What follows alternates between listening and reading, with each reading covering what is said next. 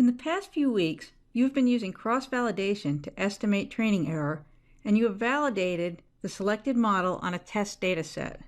Validation and cross-validation are critical in the machine learning process, so it is important to spend a little more time on these concepts. As we noted in the bias variance trade-off video, estimation of the best statistical model in the training set capitalizes on random, sample-specific patterns and associations among variables. One of the challenges in machine learning is figuring out which model is best. So how do we know which model is the best model? Well, we need to be able to estimate the test error, which is the estimate of the error in a model when it is tested on different observations. We can then select the model that has the smallest test error. There are different ways of estimating the test error. One way to do this is to randomly split the data into training and test or validation data sets. The model is developed on the training data set, then applied to the test data set to predict the values of the target or response variable for the observations in the test data set. This is called the validation set approach. While easy to implement, the validation set approach has a couple of drawbacks. First, the test error estimate can be highly variable depending upon which observations are included in the training and test data sets, because the model is estimated on only a single data set and then validated on only a single data set again.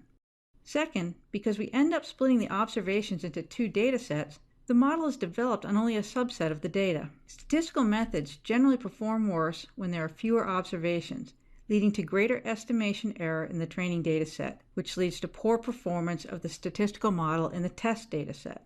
To address these drawbacks, we can use cross-validation. The goal of cross-validation is to define a data set to test the model during the training phase. It involves partitioning the training data set into subsets where one subset is held out to test the performance of the model. This data set is called the validation data set. There are different cross-validation methods.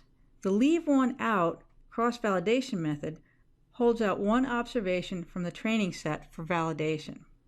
The statistical model is fit on the rest of the observations, and the response for the single observation is predicted based on the values of the predictors and the regression coefficients from the model estimated on the n-1 observations.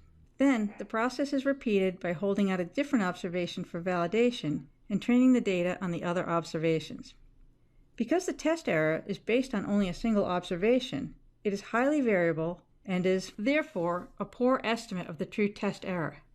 But if we repeat this process for every observation, each time holding out a different validation observation, and using the rest of the observations to train the model, then we will end up with as many test error estimates as observations in the full data set.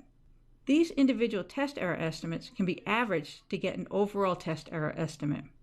The advantage to using leave one out cross-validation is that the regression coefficients will have less bias because the model is fit on all but one observation in the data set. In addition, unlike the single validation set approach, the parameter estimates will not vary as a result of how the data is split into training and test data sets, because the test error is estimated multiple times and then averaged. The disadvantage is that because the model is fit n times, where n is equal to the number of observations in the data set, the leave one out cross-validation approach can be time-consuming and computationally intensive, especially in large data sets. Kfold cross-validation is a kind of compromise between the validation set and leave one out cross-validation approaches. This approach involves randomly dividing the observations in the data set into k groups or folds of approximately equal size. The first fold is treated as a validation set, and the model is estimated using the remaining k-1 folds.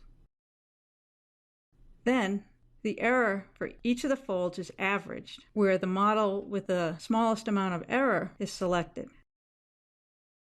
One major advantage to Kfold cross-validation over leave one out cross-validation is that it requires considerably less computational resources, because rather than fitting the statistical model as many times as the number of observations in your data set, you fit it a substantially smaller number of times, typically less than 20 times.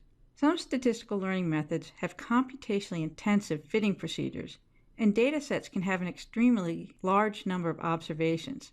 This makes leave one out cross-validation less feasible. So Kfold cross-validation is a nice compromise between single dataset validation and leave one out cross-validation. In addition, Kfold cross-validation often provides more accurate estimates of the test error rate than does leave one out cross-validation.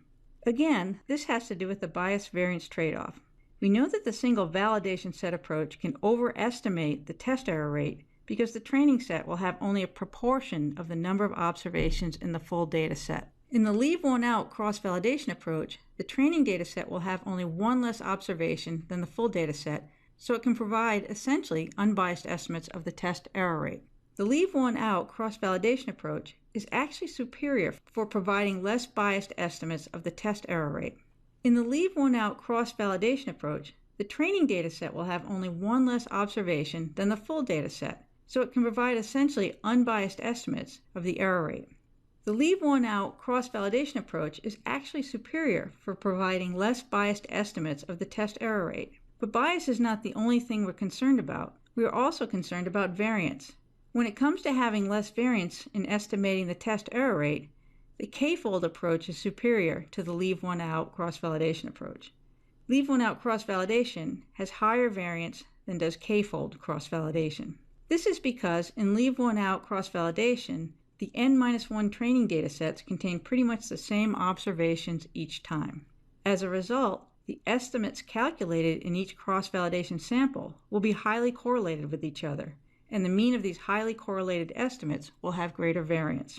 With Kfold validation, there is considerably less overlap in the cross-validation samples, which means less correlation between the cross-validation estimates and consequently less variance.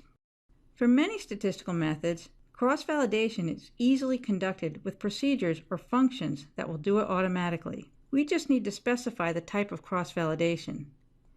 If we decide to go with a Kfold cross-validation approach, then we have to specify the number of folds.